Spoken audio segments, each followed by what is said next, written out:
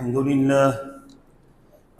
لله نحمده ونستعينه ونستغفره ونؤمن به ونتوكل عليه ونعوذ بالله من شرور أنفسنا ومن سيئات أعمالنا من يهده الله فلا مضل له ومن يضلل فلا هادي له واشهد ان لا اله الا الله وحده لا شريك له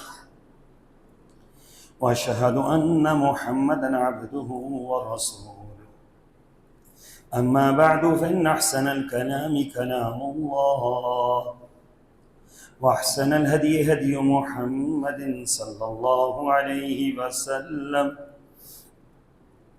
وشر الأمور محدثاتها وكل محدثة بدعة وكل بدعة ضلالة وكل ضلالة في النار.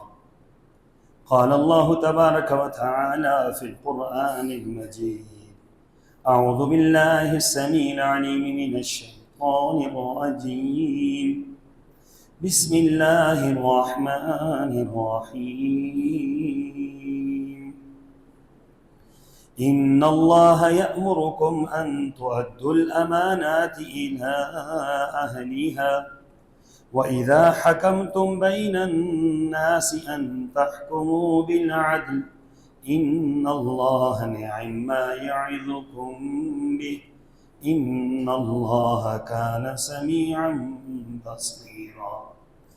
يا أيها الذين آمنوا أطيعوا الله وأطيعوا الرسول وأولي الأمر منكم فإن تنازعتم في شيء فردوه إلى الله والرسول إن كنتم تؤمنون بالله واليوم الآخر ذلك خير وأحسن تأويلا. اللهم صل على محمد وعلى آل محمد كما صليت على إبراهيم وعلى آل إبراهيم إنك حميد مجيد. اللهم بارك على محمد وعلى آل محمد كما باركت على إبراهيم وعلى آل إبراهيم إنك حميد مجيد. سبحانك لا علم لنا إلا ما علمتنا إنك أنت العليم الحكيم. مسلمانوں، اللہ تمہیں حکم دیتا ہے کہ جو لوگ امانتوں کے حقدار ہیں انہیں یہ امانتیں ادا کرو، اور جب لوگوں میں فیصلہ کرنے لگو تو انصاف سے فیصلہ کرو. اللہ تعالیٰ یقیناً تمہیں اچھی نصیحت کرتا ہے اور سب کچھ سننے والا اور دیکھنے والا ہے. اے ایمان والو، اللہ کی اور اس کے رسول کی اطاعت کرو، اور ان حاکموں کی بھی جو تم میں سے، اور اگر کسی بات پر تمہارے درمیان جھگڑا ہو جائے تو تم اللہ اور اس کے رسول پر ایمان رکھتے ہو تو اس معاملے کو اللہ اور اس کے رسول کی طرف پھیر دو. یہی طریقہ کار بہتر اور انجام کے لحاظ سے اچھا ہے. آیت نمبر 57، 58 اور 59 سورہ النساء.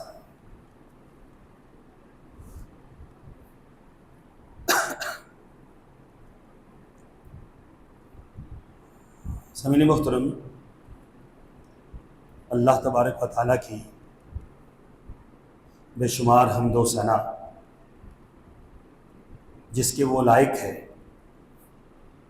درود و سلام سرور کونین صلی اللہ علیہ وسلم کی ذات گرامی پر، ہزاروں رحمتیں ہوں، برکات ہوں صحابہ کرام پر، محدثین پر. اللہ تعالیٰ سے دعا ہے کہ اللہ تعالیٰ ہمیں صحیح معنوں میں اللہ اور اس کے رسول کی منشا، دین کے معاملے میں اللہ اور اس کے رسول کی اطاعت اور اتباع نصیب فرمائے۔ سامعین محترم، گزشتہ 2 جمعۃ المبارک میں نے چند گزارشات پیش کی تھی کہ معاشرے کے اندر، ملک کے اندر استحکام کے لیے، جان مال آبرو کے تحفظ کے لیے ہمیں کون سے عوامل، کون سے امور اپنانے چاہیے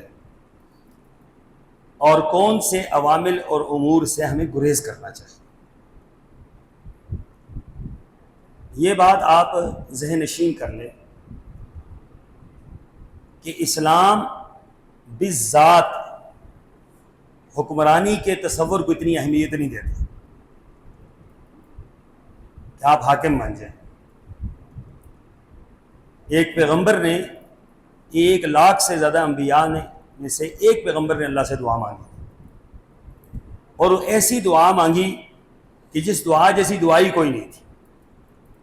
حضرت سلیمان علیہ السلام نے دعا مانگی کہ اللہ ایسی حکمرانی عطا فرما جو میرے بعد کسی اور کے حصے میں نہ آئے۔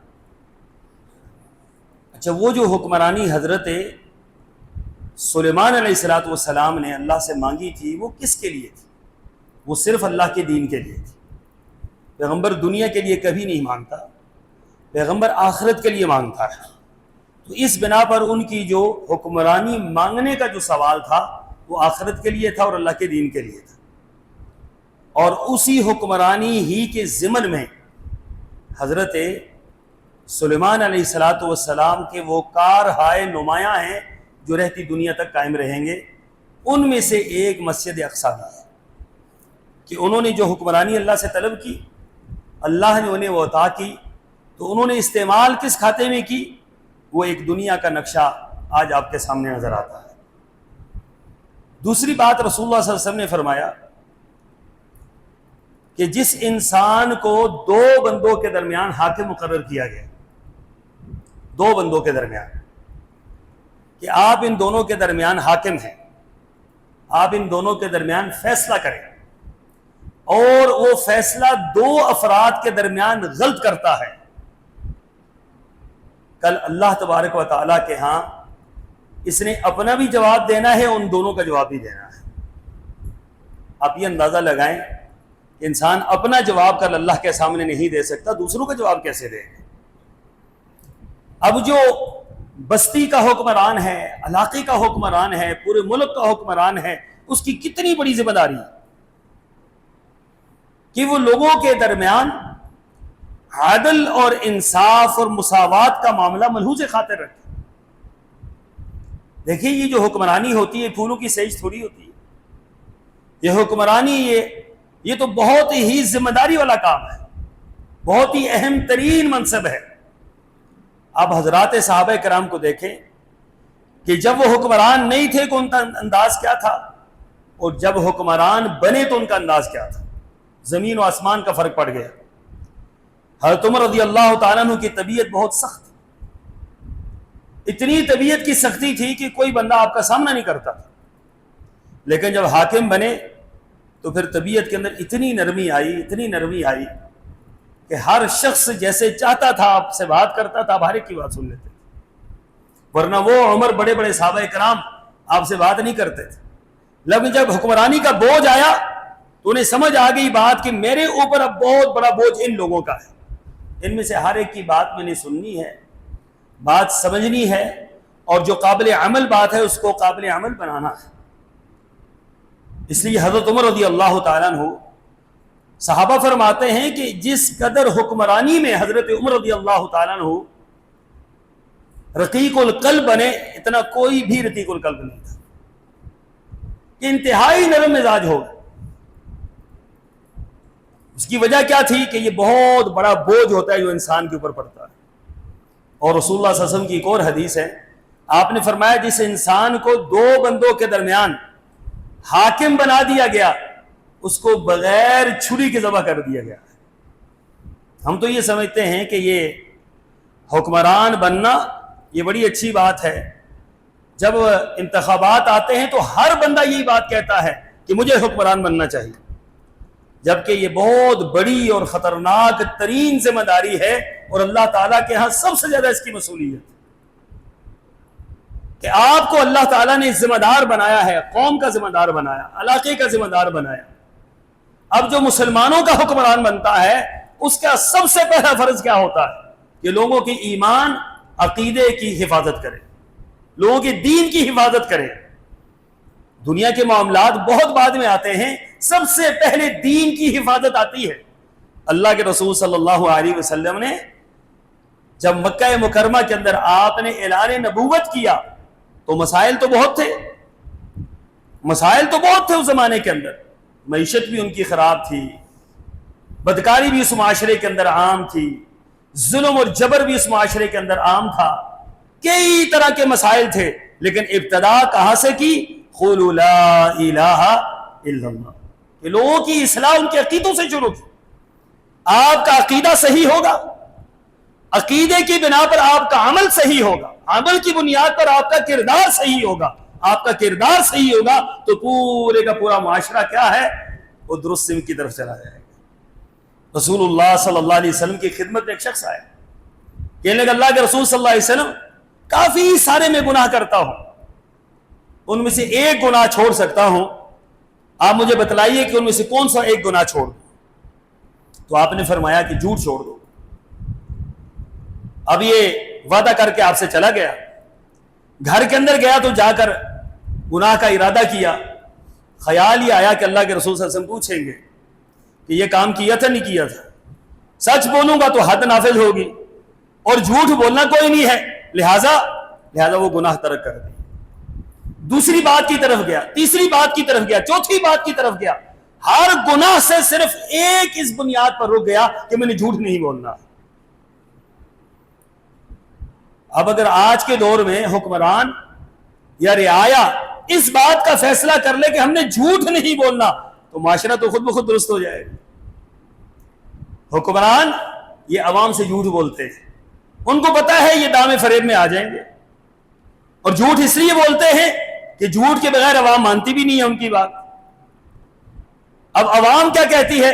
عوام ان کے جھوٹوں پر اعتماد کر کے ان کو جو ہے حکمران بنا دیتے ہیں، اچھا جب وہ بن جاتے ہیں وہ بات پوری ہوتی نہیں ہے، پھر کیا ہے؟ پھر ان کے مخالف ہو جاتے ہیں۔ پہلے دن آپ ووٹ ڈالتے ہیں، آپ کہتے ہیں اس سے بہترین انسان دنیا کا کوئی نہیں، ہفتے کے بعد آپ اسی کو گالیاں دے رہے ہوتے ہیں اس سے بدترین انسان دنیا کا کوئی نہیں۔ تو غلطی کہاں ہے؟ غلطی ان میں ہے یا آپ میں ہے؟ غلطی ان میں بھی ہے اور ہم میں بھی ہے، دونوں طرف ہماری غلطیاں موجود ہیں۔ جہاں اللہ نے ہمیں کوئی موقع استعمال کرنے کا موقع دیا ہم نے اس کو غلط استعمال کیا، اور جب اللہ نے کسی کو حکمران بنا دیا تو اس نے بھی غلط طرف اپنے آپ کو غلط طرف لے کر گیا اور لوگوں کے ساتھ دھوکہ کیا۔ تو پھر یہ کچھ ہوتا ہے معاشرے کے اندر جو آج ہو رہا ہے، پھر بدامنی پیدا ہوتی ہے، بے سکونی پیدا ہوتی ہے، بغاوتیں پیدا ہوتی ہیں، نفرتیں پیدا ہوتی ہیں، بغض و عناد پیدا ہوتا ہے، کینہ پیدا ہوتا ہے۔ یہ ہر بیماری ایک بہت بڑی بیماری ہے جو معاشرے کے اندر پیدا ہوتی ہے، اور پھر لاوا بن کر ابل کر باہر آتا ہے، اور معاشرہ جو ہے وہ امن کے گہوارے کے بجائے خون خرابے کا ایک گہوارہ بن جاتا ہے۔ اب دیکھیں نا ہمارے ملک میں مسائل کیا ہے، وطن عزیز میں مسائل کیا ہے۔ یہ سندھ میں رہنے والے لوگوں کا کیا نعرہ ہے؟ وہ کہتے ہیں سندھ ہمارا ہے۔ اب سوچنے کی بات یہ ہے کہ کیا اسلام نے قومیت کی بنیاد پر، علاقائیت کی بنیاد پر اسلام نے ہمیں نعرہ بلند کرنے کا حکم دیا ہے؟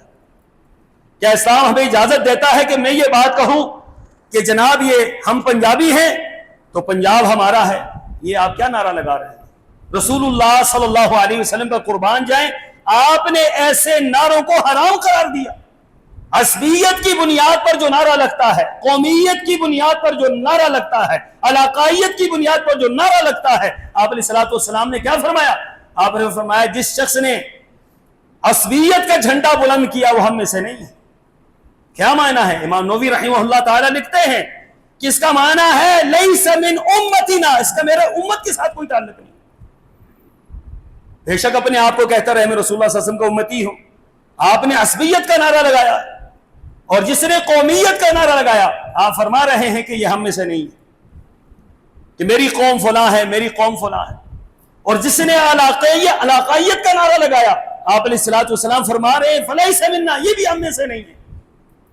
اور آج آپ اندازہ لگا لیں کہ ہمارے نعروں کا تصور اسی کے اوپر قائم ہے. ہم کون ہیں؟ ہم بلوچی ہیں. ہم کون ہیں؟ ہم پٹھان ہیں. ہم کون ہیں؟ پنجابی ہیں. ہم کون ہیں؟ ہم کشمیری ہیں. اس بنیاد پر ہم کھڑے ہوتے ہیں. اور آپ کو یاد ہوگا کہ کراچی کے اندر میں نے تو 78 سے لے کر 88 تک کا دور کراچی میں گزارا, اور یہ جو دور تھا یہ خون خرابے کا دور تھا. خون خرابے کی بنیاد کیا تھی؟ صرف اور صرف عصبیت تھی. آپ کون ہیں؟ آپ مہاجر ہیں. میں کون ہوں؟ میں پٹھان ہوں. مہاجر پٹھان آپس میں ٹکر گئے. اب بتلاؤ پیچھے کیا ہے؟ پیچھے یہ مسلمان تھے, اسلام کو چھوڑا, ایمان کو چھوڑا, بنیاد کو چھوڑا, عقیدے کو چھوڑا, اگلی بات کی طرف چلے گئے جس کی اسلام کوئی اجازت نہیں دیتا. آپ لوگوں کی ایمان کی فکر کریں, آپ لوگوں کو اسلام کی طرف آئیں. حکمرانوں کا سب سے بڑا معاملہ یہ ہے کہ لوگوں کی دین کی تربیت کرنی چاہیے, لوگوں کی ایمان کی تربیت کرنی چاہیے, عقیدے کی تربیت کرنی چاہیے.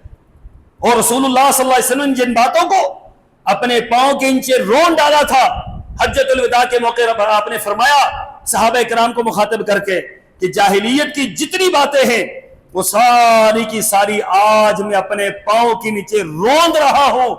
وہ جو آپ نے اپنے پاؤں کے نیچے روند ڈالی تھی وہ آج ہم نے سر پر دکھا دی, وہ آج ہم نے اپنا عقیدہ اور منہج بنا لیا ہے. اور اسی بنا پر ہم ایک دوسرے کو مار رہے ہیں, اسی بنا پر ایک دوسرے پر ظلم کر رہے ہیں, اسی بنا پر ایک دوسرے پر کفر کے فتوے لگا رہے ہیں, ظالم اور مظلوم کی باتیں کر رہے ہیں.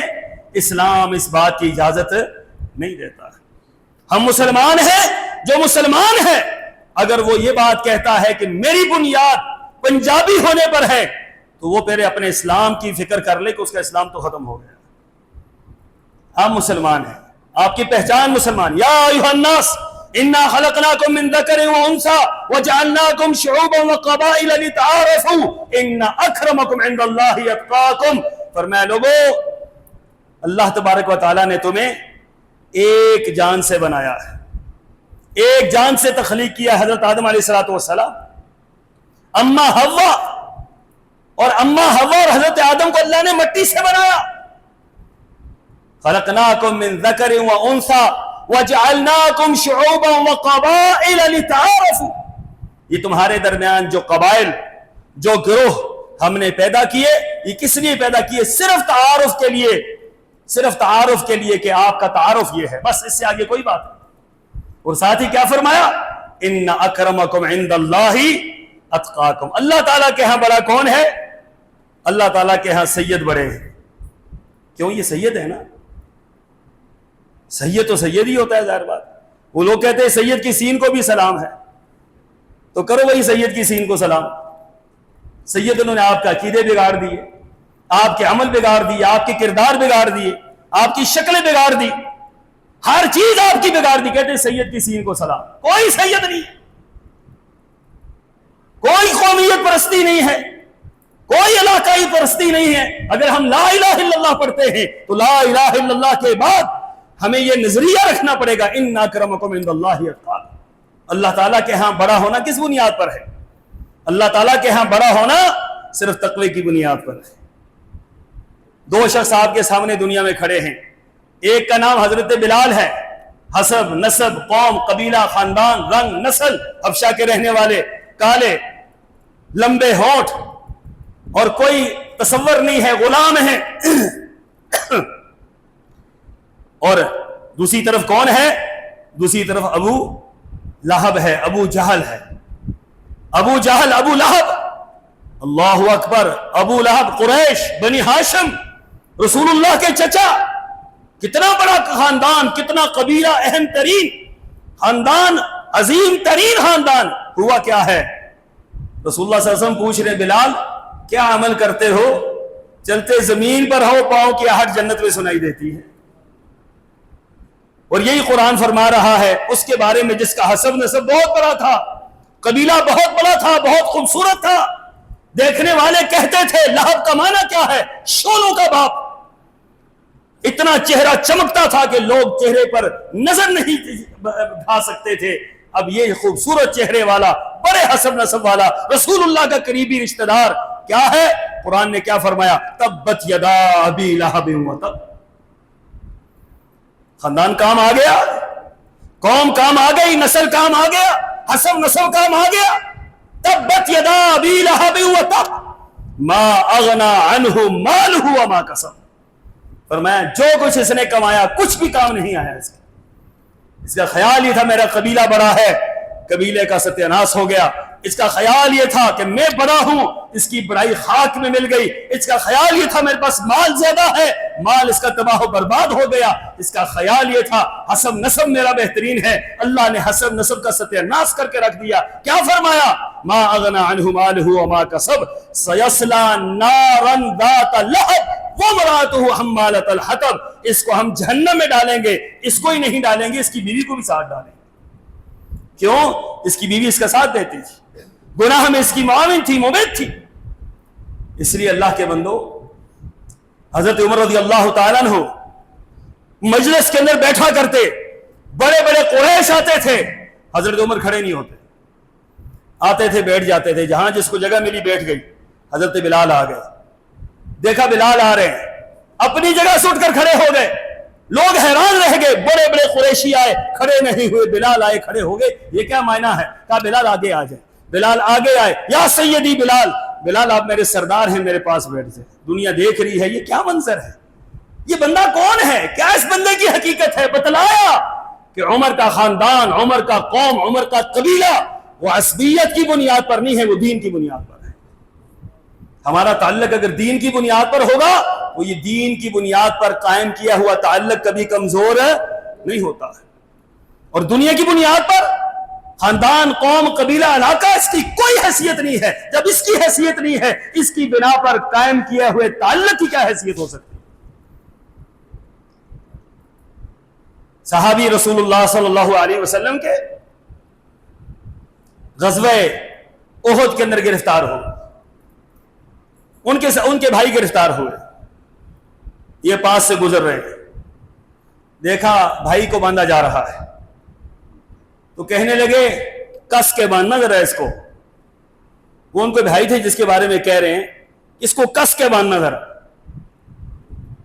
اس کی ماں بڑی امیر ہے، بڑے پیسے دے گی۔ وہ حیران ہوا، کہنے لگا بھائی آپ میرے بھائی ہیں، مجھے چھڑانے کے بجائے مشورہ دے رہے ہیں کہ اس کو کس کے باندھنا، اس کی ماں پیسے زیادہ دے گی، میں تو آپ کا بھائی ہوں۔ کہا تو میرا بھائی نہیں ہے، میرا بھائی وہ ہے جو تجھے باندھ رہا ہے۔ کیوں؟ جو باندھ رہا ہے تجھے وہ لا الہ الا اللہ پڑھتا ہے، اور تو لا الہ الا اللہ کا انکاری ہے۔ میرا تیرے ساتھ تعلق نہیں ہے، میرا اس کے ساتھ تعلق ہے۔ اے اللہ کے بندو، ہمارا تعلق کس بنا پر ہے؟ عقیدے کی بنا پر تعلق ہونا چاہیے۔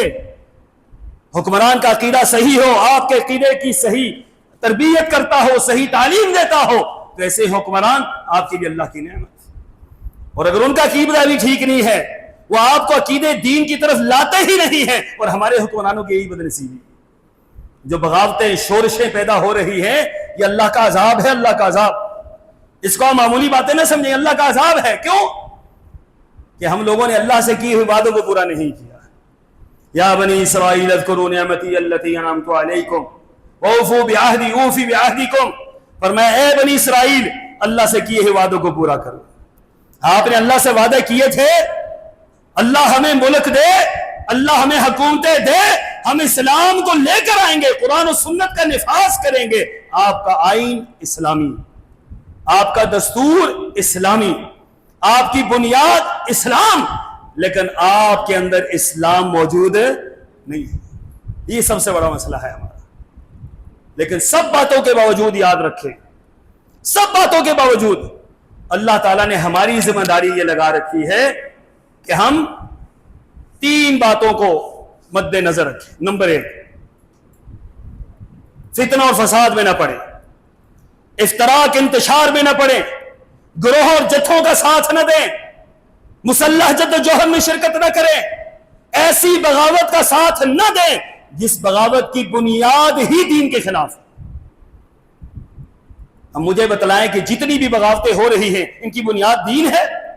دین تو نہیں ہے۔ ان میں سے کون دین کا نعرہ لگا رہا ہے؟ یہ اپنی اپنی مفادات کی جنگ ہے، اور استعمال آپ کو اور ہمیں کرتے ہیں، ہمارے بچوں کو کرتے ہیں، ہمارے لوگوں کو کرتے ہیں۔ کشمیر میں رہتا ہوں، مجھے پتا ہے جب ہم پیدا ہوئے کشمیر میں کیا تھا اور آج کشمیر میں کیا ہے۔ پاکستان سے ہر چیز کشمیر کے اندر بہتر ہے، ہر چیز کشمیر کے اندر بہتر ہے۔ تعلیم وہاں 98% ہے، پاکستان کے اندر کتنے فیصد ہے؟ یا تو واقعی کے اندر 97% اب ہوئی ہے، 98% تعلیم۔ روڈوں کی بہترین صورت، بہترین روڈ بنے ہوئے ہیں، خوبصورت ترین سکول اور کالج بنے ہوئے، یونیورسٹیاں بنی ہوئی ہیں۔ دین کی تربیت وہاں بھی نہیں ہے۔ آدھے سے زیادہ لوگ جو ہیں دین سے بیزار ہیں۔ لیکن مسئلہ کیا ہے؟ مسئلہ یہ ہے کہ لوگوں کو حقوق کے نام پر کھڑا کر دیا، بغاوت لوگوں کے اندر پیدا کی ہے۔ کیا حق چاہیے آپ کو؟ آپ کو کیا ایسی چیز نہیں مل رہی جو آپ کو چاہیے، اور اس بنا پر آپ بغاوت پر لوگوں کو اکسائیں، آپ لوگوں کو بے دینی کی طرف لے کر آئیں، آپ لوگوں کو نیشنلسٹ بنائیں، نیشنلزم کا نعرہ لگائیں۔ اسلام کے اندر اس کی کوئی گنجائش نہیں ہے۔ اسلام یہی بات کہتا ہے کہ جو بندہ مسلمان ہو کر عصبیت کا نعرہ لگاتا ہے اس کا اسلام کے ساتھ تعلق ہی کوئی نہیں۔ ہم کشمیری کیا مطلب ہوا؟ مسلمان ہے، سیدھی سی بات ہے، مسلمان ہے۔ آگے کیا ہے؟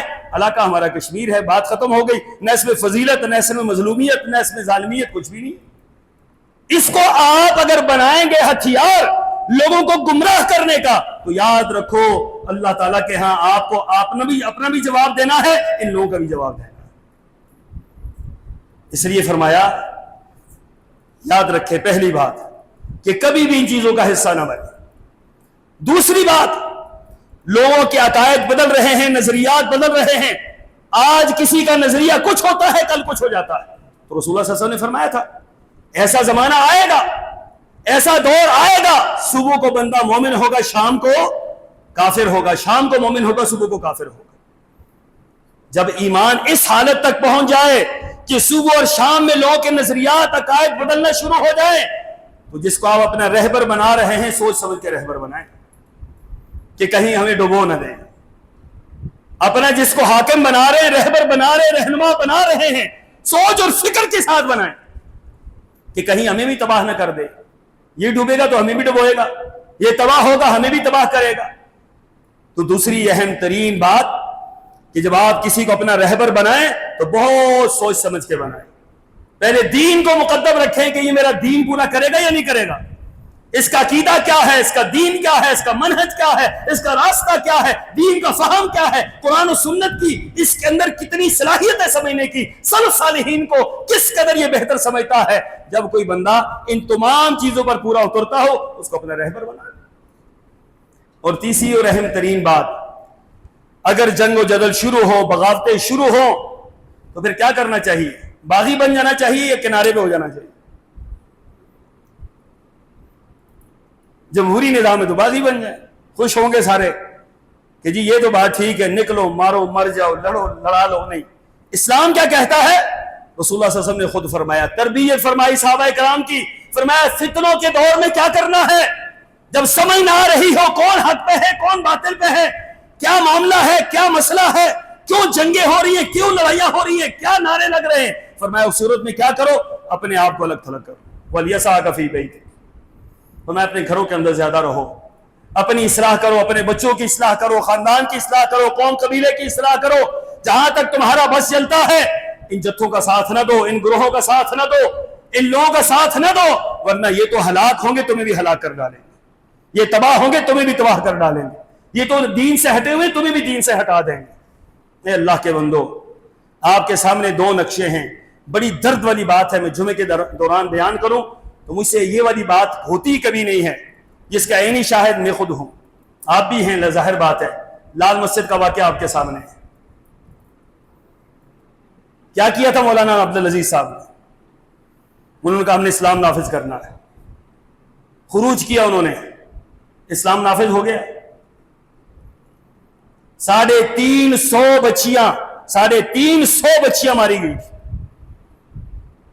قیامت تک مولانا عبدالعزیز صاحب جان نہیں چھوڑا سکتے اپنی، ابھی تو بیٹھے ہوئے ہیں وہ، ابھی اسلام کے در ہے پاکستان میں، اس وقت نہیں تھا آج اسلام ہے، اس وقت آپ نے بغاوت کی، آج کیوں بیٹھے ہوئے ہیں؟ اللہ تعالیٰ فرما رہے اگر آپ کو ملک اچھا نہیں لگتا، آپ کو علاقہ اچھا نہیں لگتا فتوحاجروا فیہا، نکلو یہاں سے کسی اور علاقے میں چلے جاؤ، تمہاری مجبوری ہے یہاں رہنا بھی تم نے یہاں پر ہے، سارے معاملات بھی تم نے یہاں پر کرنے ہیں اور بغاوتیں بھی یہیں پر ہی کرنی ہیں۔ نہیں آپ کو علاقہ اچھا لگتا آپ چھوڑ کے چلے جائیں، فتوحاجروا فیہا، دوسرے علاقے میں چلے جائیں، لیکن یہ نہیں ہو سکتا کہ آپ اپنے ذاتی مقاصد کے لیے پوری قوم کو آپس میں لڑا دیں اور لوگوں کے اندر اختلاف اور افتراق پیدا کریں، انتشار پیدا کریں۔ میں خود مولانا سے ملا اور میرے ساتھ ایک بہت بڑے عالم دین، میرے بڑے بھائی جو ان کے قریبی دوستوں میں سے تھے، وہ جا کر ان کو ملے، مولانا کہا مولانا آپ یہ کیا کر رہے ہیں، کس سے ٹکرا رہے ہیں، کیوں ٹکرا رہے ہیں؟ کہنے لگے میں نے خواب میں دیکھا ہے کہ یہاں پر وردیاں جل رہی تھی اور عبدالعزیز آپ کا بھائی جو ہے وہ امیر المومنین بن گیا تھا۔ یہ خوابوں پر کام کرنے والے اور خوابیں لوگوں کو سنا کر لوگوں کو گمراہ کرنے والے، تو نتیجہ کیا نکلا؟ وردیاں جل گئی، امیر المومنین بن گئے مولانا عبدالعزیز صاحب، آج بھی وہیں پہ بیٹھے ہوئے ہیں، آپ بھی دیکھ رہے ہیں، ہم بھی دیکھ رہے ہیں۔ لوگ ایسے لوگوں کو پسند کرتے ہیں، ایسے لوگوں کے حق میں لوگ نعرے لگاتے ہیں۔ یہ وہ لوگ ہیں جن کو دین کی سمجھ نہیں، جن کو اسلام کی سمجھ نہیں، جن کو قرآن و سنت کی تربیت اور اس کے معیارات کا پتہ نہیں ہے، وہ سمجھتے ہیں یہ لوگ ٹھیک ہیں۔ یہ اللہ کے بندو، یہ لوگ ٹھیک نہیں۔ اللہ اور اس کے رسول، قرآن و سنت، صحابہ کرام کی تاریخ، اسلام کی تاریخ، یہ ہمارے لیے مشعل راہ ہے، ان کو دیکھیں اور اس کے مطابق رجوع کریں۔ فَإِن تَنَازَعْتُمْ فِي شَيْءٍ فَرُدُّوهُ إِلَى اللَّهِ وَالرَّسُولِ۔ حکمران آپ کو کہتے ہیں خلاف خطاب، قرآن و سنت کے خلاف کہتے ہیں، قرآن و سنت کے خلاف بات کرتے ہیں، قطعی طور پر آپ نہ مانیں، آپ پر ماننا حرام ہے، لیکن اگر ٹھیک چل رہے ہیں تو آپ کا ٹھیک چلنا یہ ضروری ہے۔ اسی طرح امن و امان قائم ہوگا، استحکام قائم ہوگا، نفرتیں ختم ہوگی، لوگوں کے درمیان محبتیں پیدا ہوں گی اور لوگ دین کی طرف آئیں گے، مسجدیں آباد رہیں گی، مدرسے آباد رہیں گے، لوگ جو ہے وہ دین کی طرف آئیں گے۔ ورنہ افراتفری پیدا ہو تو پھر حالات آپ دنیا کے دیکھ سکتے ہیں کہاں سے کہاں جاتے ہیں۔ اللہ تعالی ہمارے اس ملک کی حفاظت فرمائے اور اللہ تعالی قدم قدم پر ہمیں فتنوں سے محفوظ فرمائے، اللہ تعالی ہمیں قرآن و سنت کی سمجھ عطا فرمائے۔ وآخر دعوانا ان الحمد للہ رب العالمین۔